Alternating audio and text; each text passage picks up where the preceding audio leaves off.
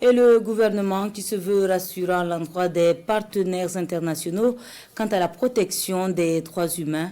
La complexité de la situation sécuritaire n'entame en rien sa volonté à préserver la dignité humaine. Message du ministre des Affaires étrangères à l'endroit des partenaires ce 19 juillet. On en sait plus avec Issoufou Kaboré et Wendy Amachil Kaboré.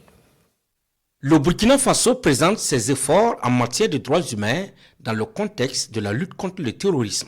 Cela se passe à travers cet atelier d'information et de sensibilisation où les actions menées par le gouvernement et ses partenaires dans le sens de la protection des droits humains sont présentées.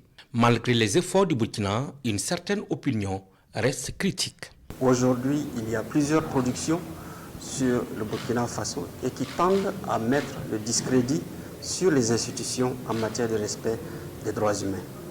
Cet atelier est pour nous le cadre pour partager l'information et présenter les résultats et les actions qui sont menées conjointement avec les partenaires sur ces questions.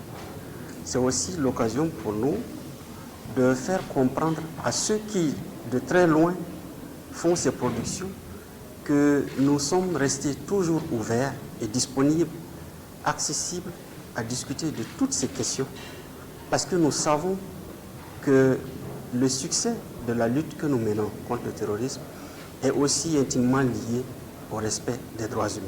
Pour apporter une réponse globale, le Burkina Faso renforce d'ailleurs la promotion et la protection des droits humains à travers plusieurs initiatives relatives à la lutte contre le terrorisme, la restauration de l'intégrité du territoire national, la préservation de la paix et de la cohésion sociale.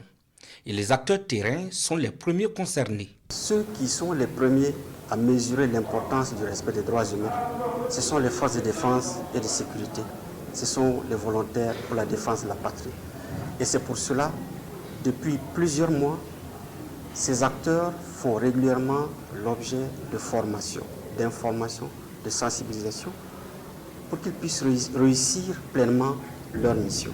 Conscient de la nécessité de tenir compte du contexte sécuritaire qui continue d'être marqué par des attaques contre les Burkinabés et conscient que la réalisation des droits de l'homme reste un processus qui nécessite des efforts constants pour garantir leur respect, la représentante du bureau de pays du Haut Commissariat des Nations Unies aux droits de l'homme salue la coopération entre sa structure et les autorités du Burkina.